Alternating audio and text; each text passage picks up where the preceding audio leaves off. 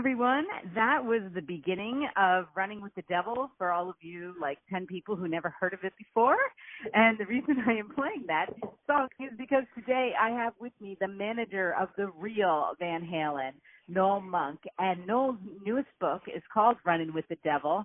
It came out in June. And thank you so much, Noel, for talking to me today. I am truly humbled. Oh, please.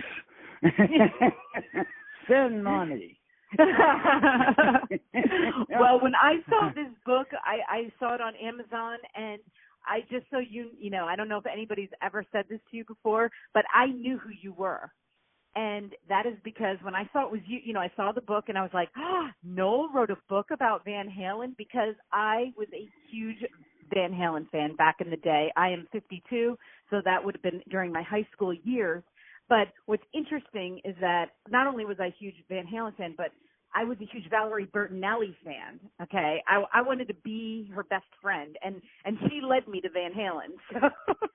Right. And I was reading all the magazines back then about the group and her, and every once in a while you would give a statement. And so I knew who you were. I knew you were their manager, and I knew, that you were right there with them. So as soon as I saw it, I bought the book, read the book, and it met every expectation I had. More than amazing. Oh, that's great. I'm glad to hear that, because I never did interviews. No? I really did one interview in '79 in Cashbox, and that was it. I let the boys talk to themselves. It was more like, your presence and statements or something, like I just knew your name and I knew you were there, and or maybe even, as they said, manager, like somehow included with them. But I did know who you were, and I was ecstatic that you wrote a book, and as everybody will find out in the book, because my first thought was like, why is he writing a book about them now? Like, why now? Well, because you could now, right? Well, it wasn't. It was more than that. I could have written it before, but really, I waited until it got to a point that so many people were saying such either malicious or ignorant things. And, I'd look at I'd Google myself, and I'd find out that I died 8 years ago. I saw that. And it surprised the hell out of me. And then I found out that I was a former New York policeman. Oh. And, and that's a recent event. And, wow. I was impressed. I couldn't arrest myself, but I guess I had some powers of enforcement. And so I decided there were so many things that the band never really talked about and didn't particularly want to.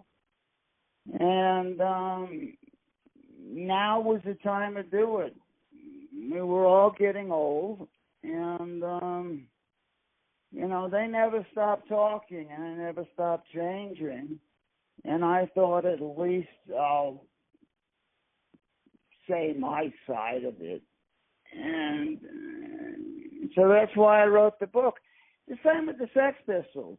And that was a tour I did before the Van Halen tour. Yeah. That was also in '78. And my best friend on that tour was Sid, and people didn't quite understand that. And so I wrote that book, and since it wasn't such a well-known act, it didn't do that well, but the people that read it and knew the Pistols enjoyed it. So that's what I was shooting for. Well, and, like I said, not much is written about you. And I was, Sex Pistols were a little bit during, before my time. I was born in '64. They were a little bit, I wasn't really listening to them in junior high school, but I certainly did hear the stories about them. You kind of knew that they were, it was kind of like, ooh, the Sex Pistols, like you knew that they were somehow going to be forbidden at home to listen to, or, it wasn't going to be a good thing. But what I found the most interesting, I mean, you've done a lot. This is, the Sex Pistols and Van Halen, before those even came along, you were doing a lot. And I wanted to hear, like, about that part, too, Well, I started out, actually, at the Shakespeare Festival in '65 in Oregon. And then I started working for Bill Graham in '68. And I was his stage manager. And that was great. I mean, I was pouring Southern Comfort for Janis Joplin. Wow. And the Grateful Dead were my buddies. And then I did Woodstock. And I helped friends of mine stage manage because they had a little problem. We estimated 60,000 people, and there were quite a few more. And then I had moved to England, and I worked for the Moody Blues and Johnny Cash and a lot of different people. And a friend of mine, Buffy St. Marie, I used to do a lot of her shows in England. And Joan Baez was a very good friend of mine. So I was very lucky to be in those situations. But I was a stage manager. I was a tour manager. I was a sound mix man, live mix man, as opposed to a board engineer. They're really two different things. But yeah, I've been around the block a few times. Yes, and like we were talking about before I started taping, you always wanted to be a writer. And so how does it feel to have always, to have accomplished 2 books? It's good. I enjoyed it. It was very hard. And people say, well, how can you remember all of that? And that's the first beat. It's been 30 years. But I probably have 2,000 or 3,000 pieces of paper. I am a pack rat. I never threw anything out. I have all the tour books. I had all the legal files. I had everything to do with that. Actually, I have all the mic plots from the Fillmore. But with Van Halen, I never threw anything out. And I also have an extremely good memory. What was your name again? I'm sorry. But and you're doing something so amazing. Like, how could, even the things that you couldn't remember, you can go back and you guys were touring all the time, and, you can kind of figure out some of the stuff. And I was listening to some of your interviews with radio hosts, and you were saying that, you were having a great time. This wasn't a bad time. This was a great period of your life, was being their manager, stage manager, and then manager. I had a lot of fun. If I right. didn't, I wouldn't be doing it. That was one of the things that, when I started out working, if it wasn't fun, I wasn't going to do it. Mm-hmm. And my wife, I married her in '83, but we were together since '81. And she was on the whole '84 tour. So what I didn't remember, she remembered and was right. party to. Right. Now, you were asking about dealing with a co-author or a co-writer. And I'm really glad I did the Sex Pistols book first, because I learned a lot of the mistakes. The guy I was doing it with was a bit overbearing. And it wasn't my bailiwick. He was a writer for the Rolling Stone, and he thought he knew everything. So he ended up putting me in third person, and it should have been in first person. Right, I did get that. I did get that from the book, yes. It's awkward. Yeah. It was wrong, and he wouldn't listen to me because he knew everything.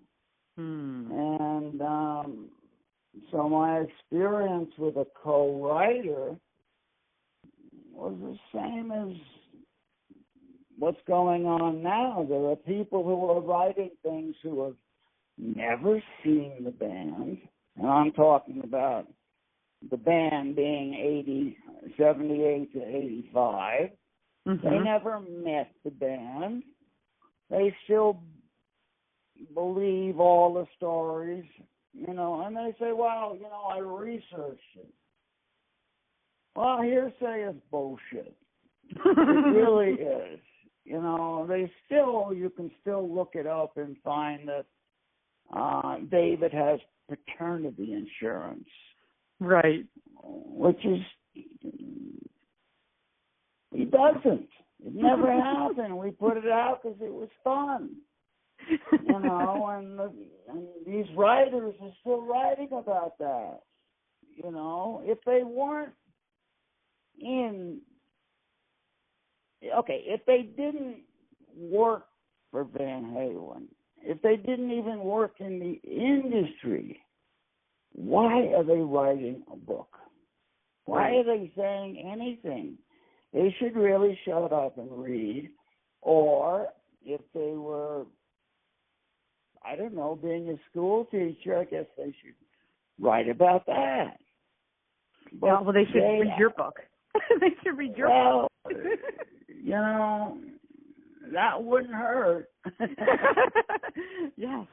And absolutely. I mean, I had, that's okay. I mean, I thought that I knew a lot about Van Halen. I wouldn't say everything, but I read tabloids, I read magazines, and Rolling Stones, all that stuff, but everything that in your book, like, I learned so much more about. I feel like I felt like I was there with you, experiencing what you experienced, and that's what we tried to do. Yeah, that's how I felt. I was very lucky because I went through, I would say, 8 or 10 co-writers, and I got Joe Layden, who was written 30 books, and is amazing, absolutely amazing writer. I'm an okay writer. He's brilliant, and that's another difference between the two books. The first book, the writer I had was mediocre. On Running with the Devil, he's brilliant, and we also got along. In a year and a quarter of working together, we never had one argument. And we sat down prior to doing the book and put our ground rules in. A lot of people slag off women in rock. They make them into sluts and they make them into this and that. And it's just not true. Mm-hmm. The bands would not exist if there weren't women on the road. And there are always fans of the band. And, we wanted to paint a true picture of the band. When we walked through the backstage, you remember that scene? Yes. We wanted to drag you through the backstage so you would feel like you were backstage. And with the Sex Pistols, I was rooming with Sid. That was a trip. I don't think you'd like to, but I'm just kidding. But the bottom line is that we had an overall vision. And Joe and I, we spent a couple of weeks talking, getting to know each other. He knew about the business. He understood it. And he understood it from my point of view, and we had no problems. He agreed with basically my concept. And the same about women in rock. Women in rock are wonderful. Mm-hmm. Fans made Van Halen. Absolutely. Without fans, you get so many of these naughty rock and rollers. Once they get to a certain point, they don't want to sign autographs. Well, who's signing your paycheck? Mhm. Who's breaking your album? You know, they're very arrogant. And you can see in the book, they started out to be a wonderful bunch of guys.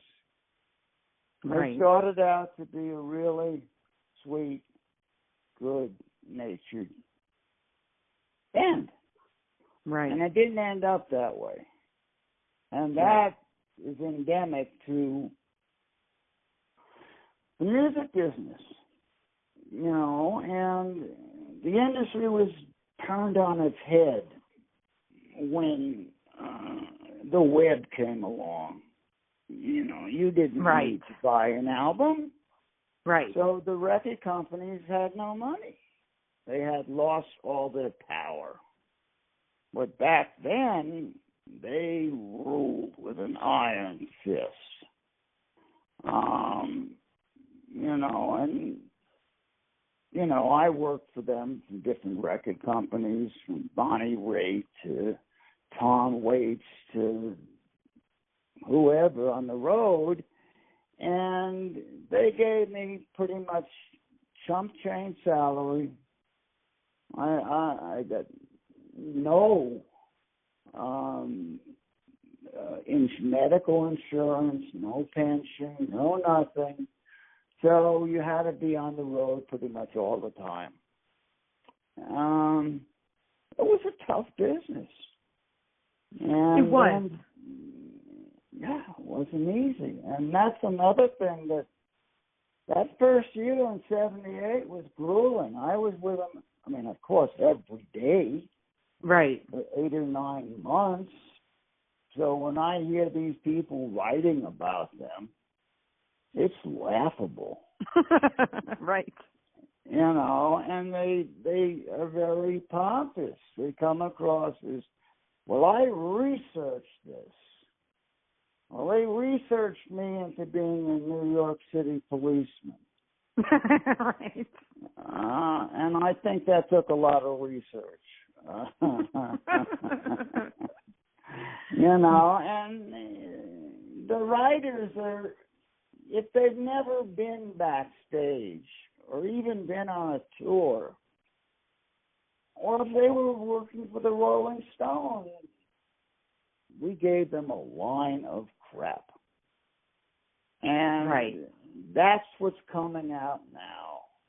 You know, the brown M&Ms is an important thing. But we only put it in so that they would read the writer. Because every brown M&M that we found, they paid $100. So the promoter was diligent about reading the writer. I actually remember that, too. I remember that from back in the day, you know, because that was a big story. It was a really big story, you know? Yeah. Can you believe that was a big story? I know. It was huge. Well, you know, but it was you know, true. Right. It was true. Yeah. But the reasoning behind it was like they thought about everything. Right. You know, and I even Googled David's paternity insurance, and they get into his testicles now and how he's insured them. When in fact, when Ed got into his, when he was sued, a paternity suit, David came to me and said, "No, you got to get me paternity insurance." I said, "I don't know about that, David." He said, "You can do it."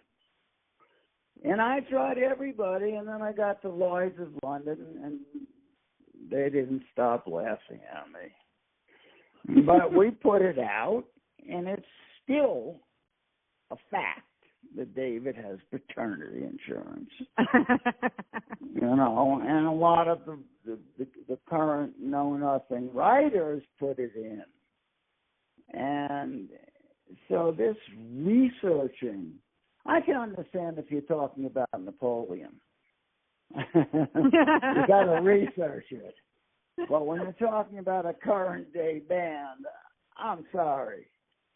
You just have to, have been backstage. Anyhow, I don't need to go on with that. Oh, no, I love your stories. And, I was watching, I actually pulled up on YouTube, there was a concert that, and I don't even know how people would have recorded it back then, but, because I know that I've been to concerts back in the late 70s, early 80s, and, they weren't really allowing camera equipment in, but somehow people got footage of them. And I was watching the concert from I think it was 82 or 83, but it was in California, and it was a 2-hour show, and I was thinking, you know what, I'm going to ask Noel, how did David Lee Roth's voice, when you were going, in 78, when those tours were back to back to back, and, 79, 80, 81, and there were nights in a row, how did he, because he is so, such a screamer, and his voice is so harsh, and, it's how did he keep that up? Well, that was the beauty of it. That gravelly voice, well, the more you burned it out, the better we sounded. Wow. And he wasn't an opera singer. He was a rough and tumble rock and roller.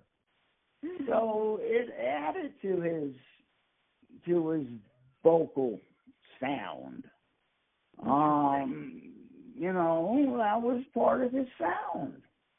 I mean, I never saw anyone as in good shape as David was. Yeah, I was. And anyone that tried to replace him, if they tried to jump off the drum riser and do a split, I've said this a million times, they would do it, come down, and we take them to the hospital. Right. And David could do it with no problem. He was in extraordinary good shape. But by 90, by 95, David's getting old. Right. And now if he tried to do a split off the drum riser, he would end up in the hospital. And Edward has his hip replaced and his tongue replaced. And, yeah, I mean, they really do give, especially in the later years, they gave a lot of interviews, and a lot of going, especially when Sammy Hagar enters and it's back and forth and back, they gave the press a lot to go on. Okay.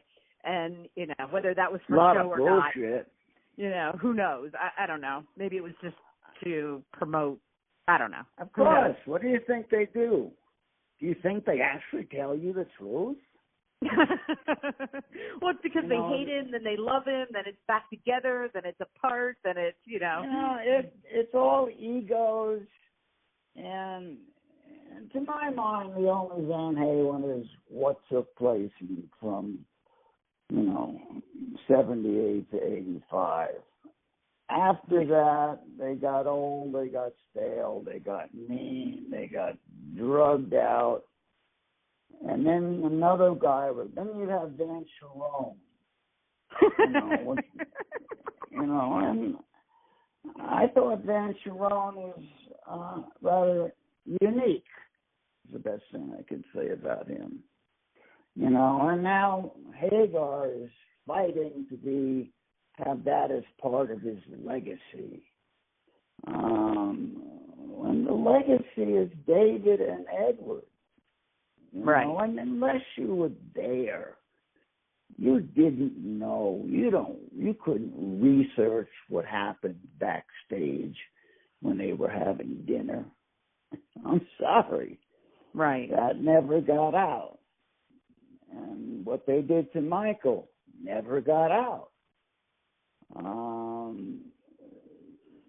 These things were really kept in the dark, and they didn't want them out, and I don't blame them, but this was part of what happened.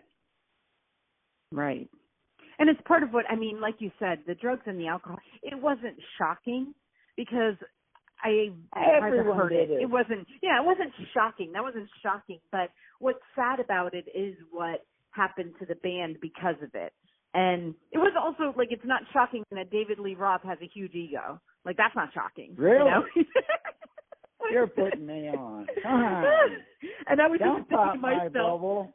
as I'm reading this, I'm like, wow, and you had to deal with him every day. Yeah, that must not have been that much fun. He doesn't look like he's the most fun guy to hang out with day in and day out. Wow. Well, he had On a good day. On a good Al. day. Yeah, I mean, when they dumped Michael, Al didn't write, and Al didn't make up music. If he wasn't tied to Edward, he'd be gone too. You know, Right. But he sat there and laughed at Michael signing that. Well, Michael at least had a brilliant voice, was the nicest guy to get along with. Couldn't say that about Al.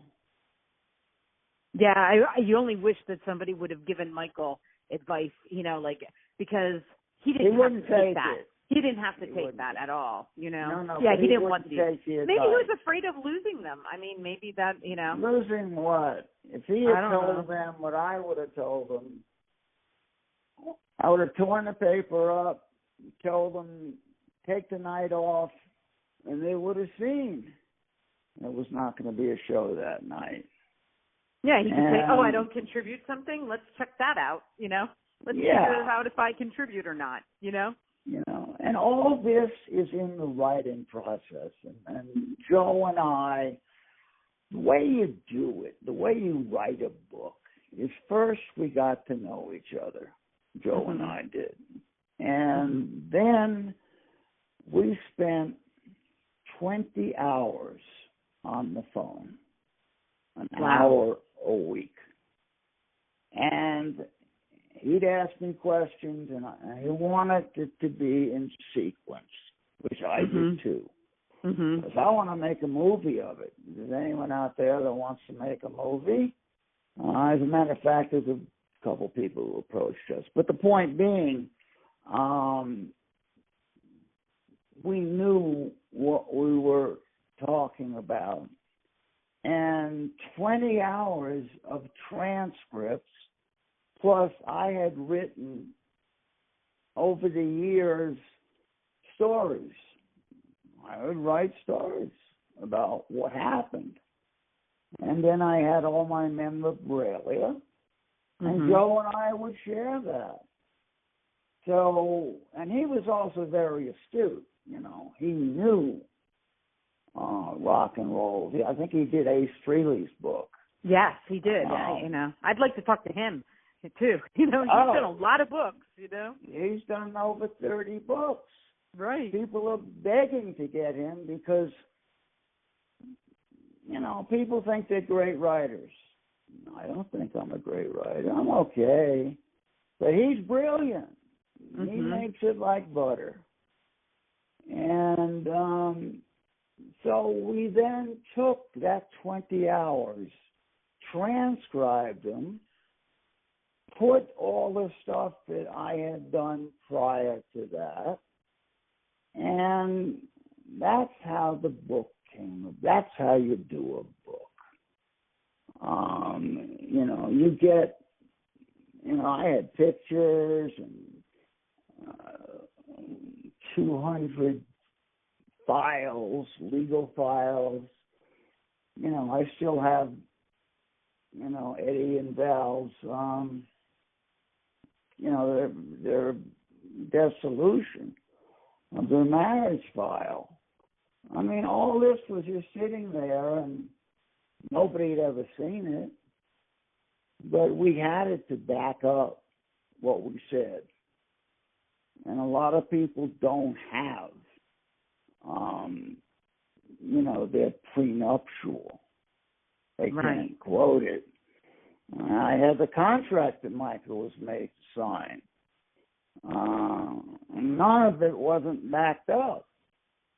And so when a writer goes out and says, I researched it, how? How did you get those files? Right. How did you know what happened backstage? It's all pretty much bullshit.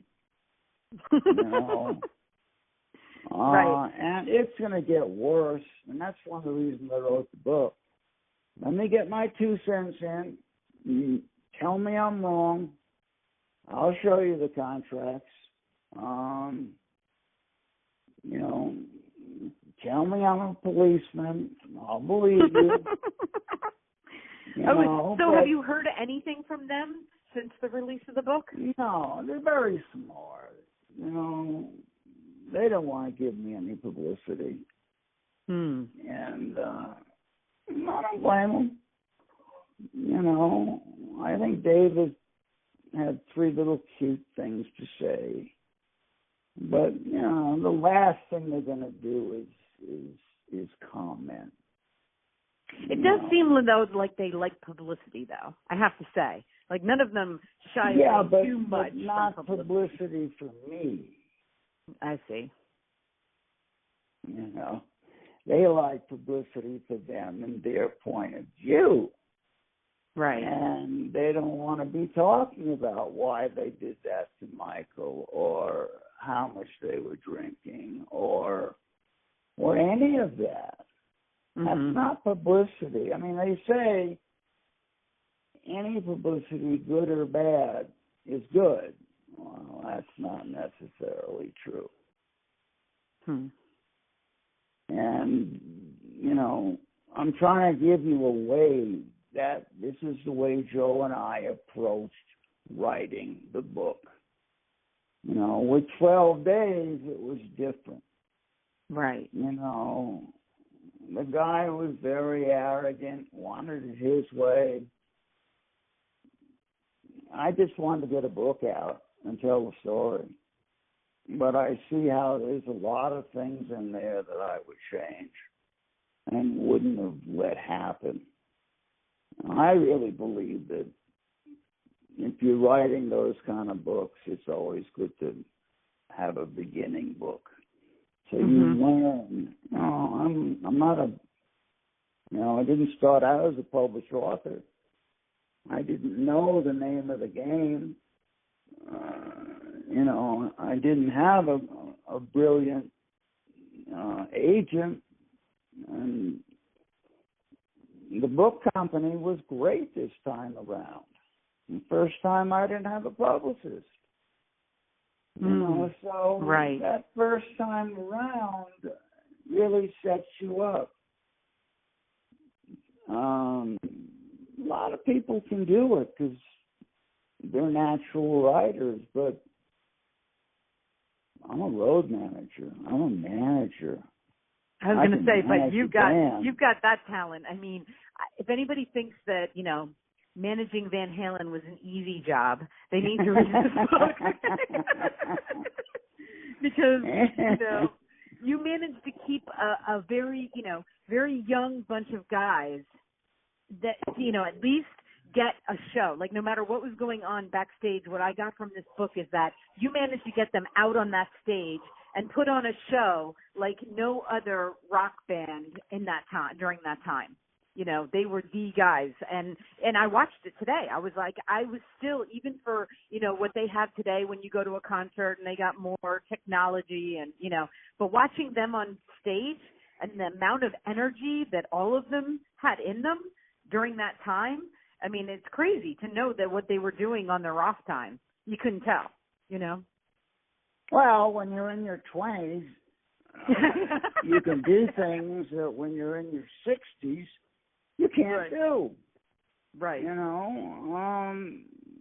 They're old men. They're going to do a wheelchair tour if they keep it up. I think are they all sober now? I have no idea. And that's why I wouldn't write about it, because I'm not in their inner circle. Right. I only know what I know. Right. But someone who writes about them now, who isn't in their inner circle and does conjecture books, and I heard it through the grapevine. does a big disservice to their fans. And their fans do not deserve that. They deserve to be told the story as it happened by someone who was there. And when you were there, did you realize the history that you were making with them? Sure. You did, okay. How can you miss an Edward Van Halen? Right. One of the most brilliant guitar players. How can you miss David's flexibility and his jumping and leaping and his raps? I've been with a lot of bands and they were exceptional. And unfortunately afterwards I tried another band. There was no other Van Halens around. Right. It was the end of the road. I mean, you name me anyone that compares to them. There was nothing. Right. And so now all you have are people writing about what happened 30 years ago as if they were there and as if they actually know what happened, which they don't. I mean, I hate it when people make up stories. I think there was a story made up about the band almost broke up over a photo session. And it says something about me being in the office on the phone.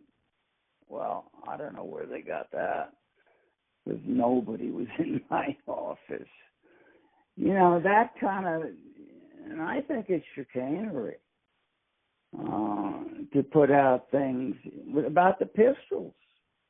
Johnny and the guys may not agree with what I said, and if they were in the band, they have every right to disagree. But if they never had dinner backstage with the band, I don't think it's right that they're talking about it as if they were. Right. And I feel like, your place in history, when I was reading the Sex Pistols book, I mean, for everybody out there, just so they understand, that book was written about the 12-day tour that they did in the United States.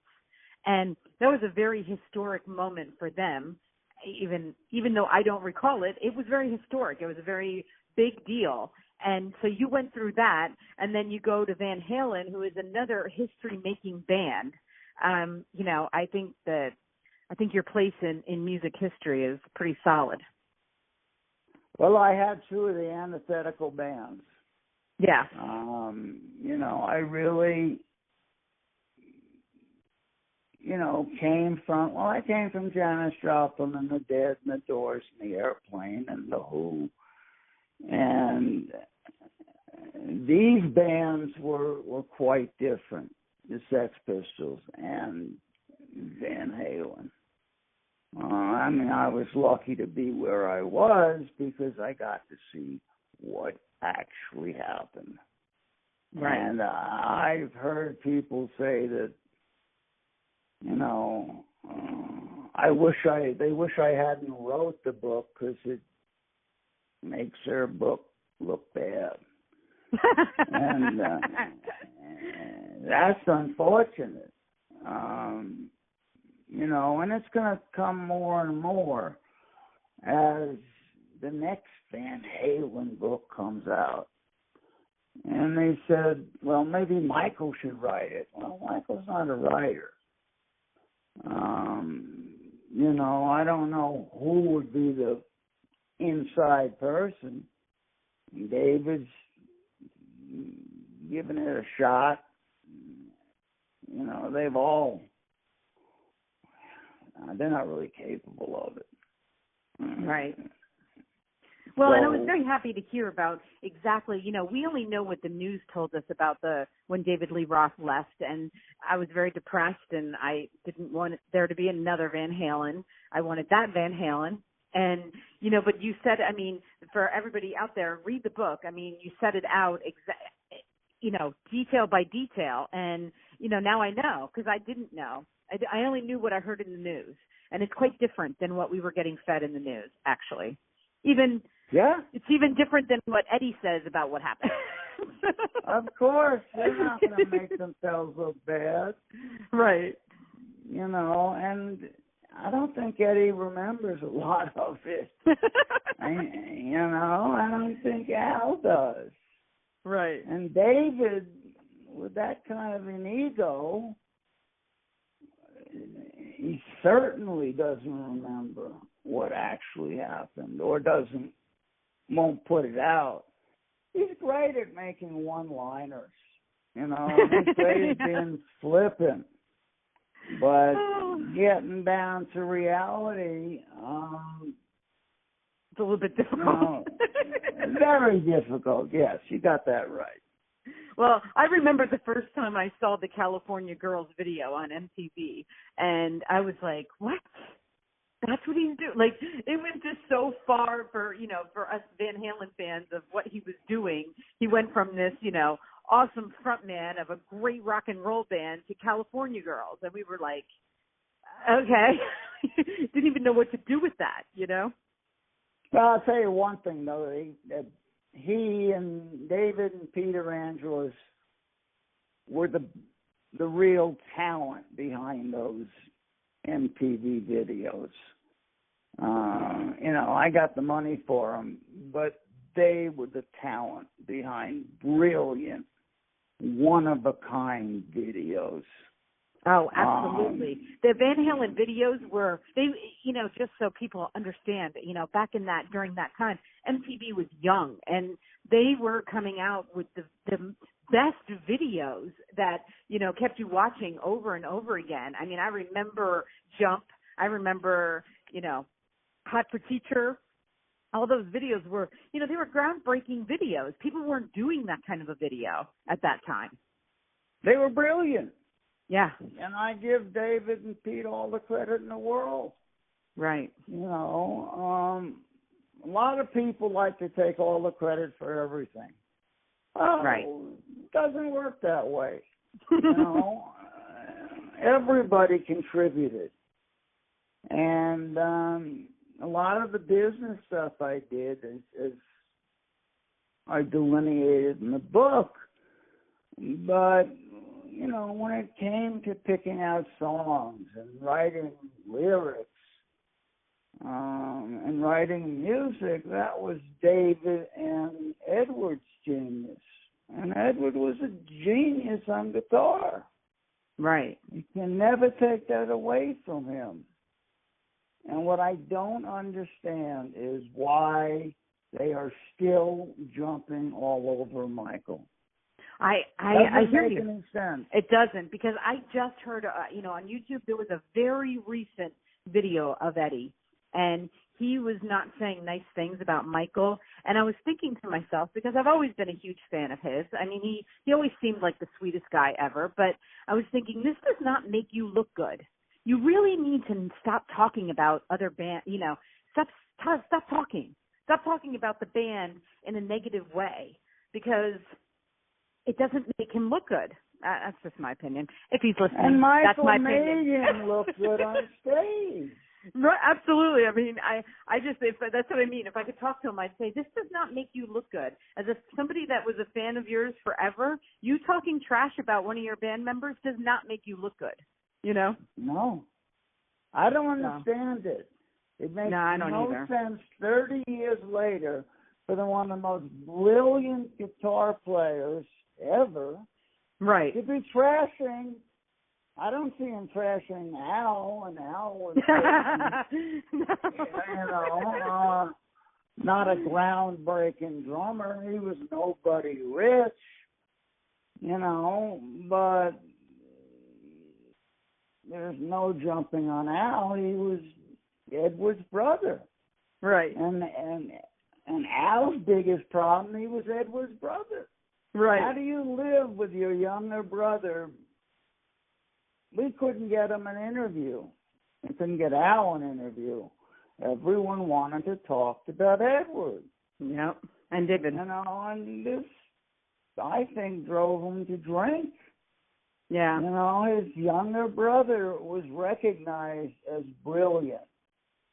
And he was an okay drummer. I won't take that away from him. Mm-hmm. But certainly not in the class of Edward. He didn't come close.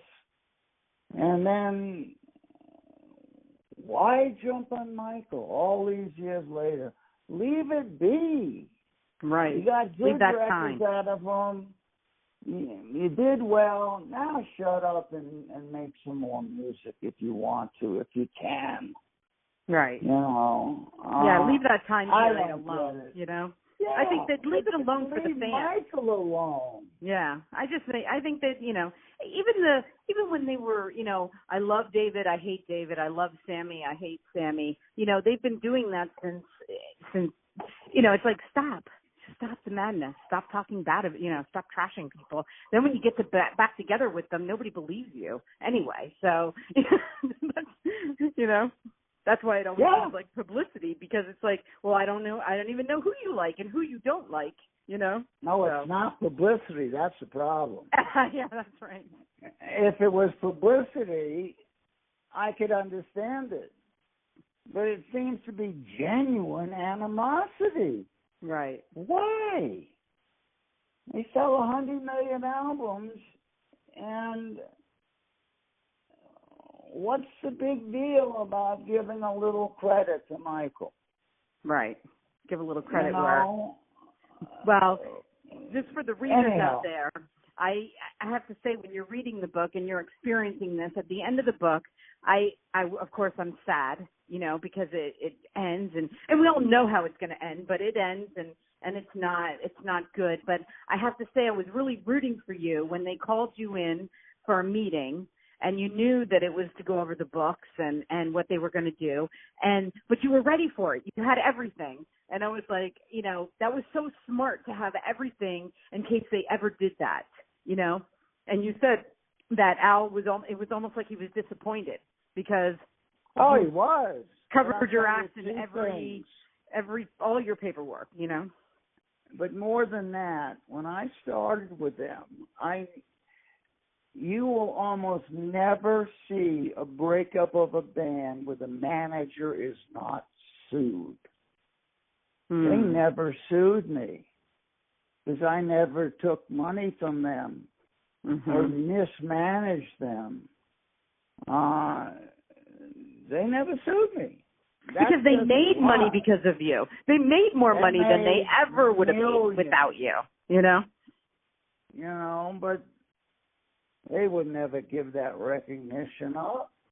And they lost their T-shirt company, and it was pathetic, you know. And the bottom line, when you get to, you know, in the end, they didn't have to be that way. They got millions, and they didn't have to take Michael's share. No. You know, that why? Why be so vindictive? That, to me, I don't have an answer for. Right. And ironically, in the book, I don't have an answer for. Right. That's for the reader to make his judgment as to why they did what they did in the end. I try and stay away from being judgmental as much as I can. I try and be as fair-handed as I can be. And Joe was great. He'd say, "No, that sounds a little testy. Shut up. Let's get back to the story." You know, so I had a good guy to tell me, "Hey, get back on track. I don't want to hear about your problems." And then it was done very beautifully. The end was done very beautifully. Like I said, I was sad because of how it ended, but it also, I mean, I was just so happy. Like you said, you know, being a manager for them for so many years, they couldn't sue you. They made more money because of you. You came out of it as good as you could have come out of it. You know, it could have been really bad, and, you know, you did very well.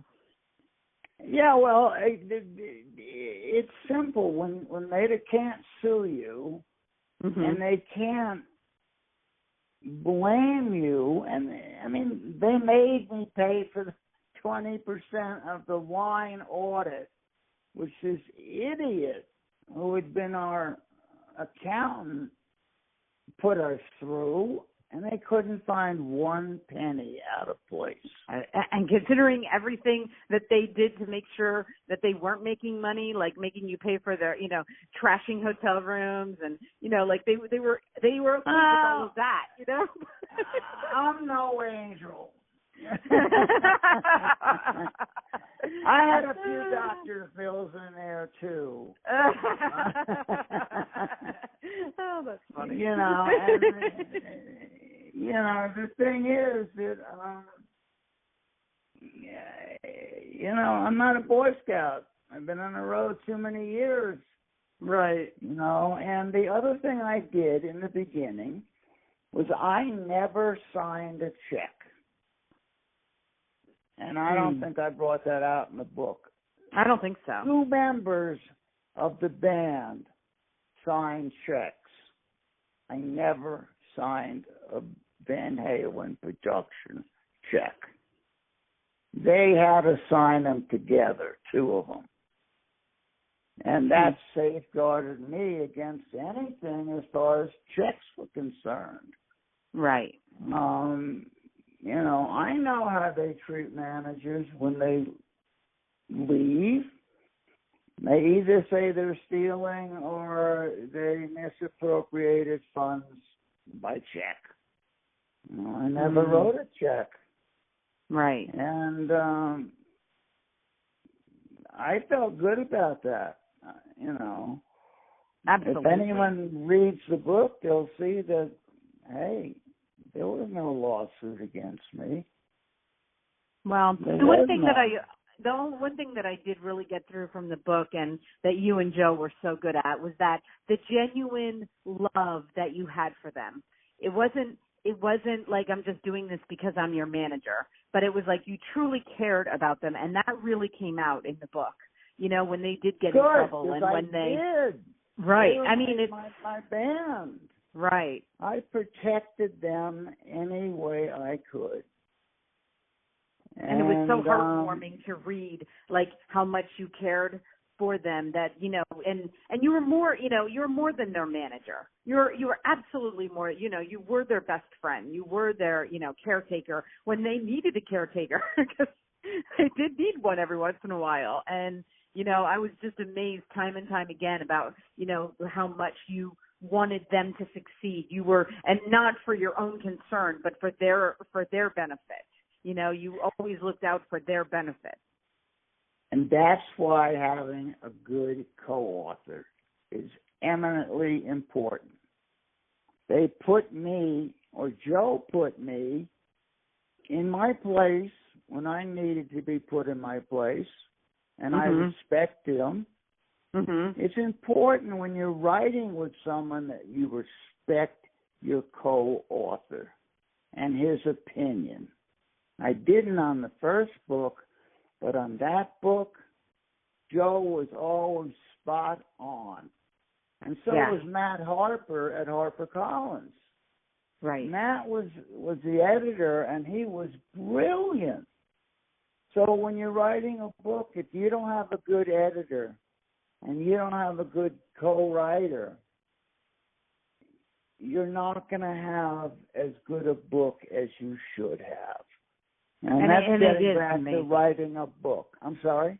Yeah, and it is absolutely an amazing book. I mean, I told you before, it surpassed every expectation I had of that book. And, I was wondering, so, now this book is out, is there anything else in the works? Are you thinking about doing another book? I'm looking at a movie at this point. We wrote it with a movie in mind. I may do another book of the other bands. I mean, wouldn't you like to hear what Pouring Southern Comfort for Janis Joplin was? Absolutely. We were friends.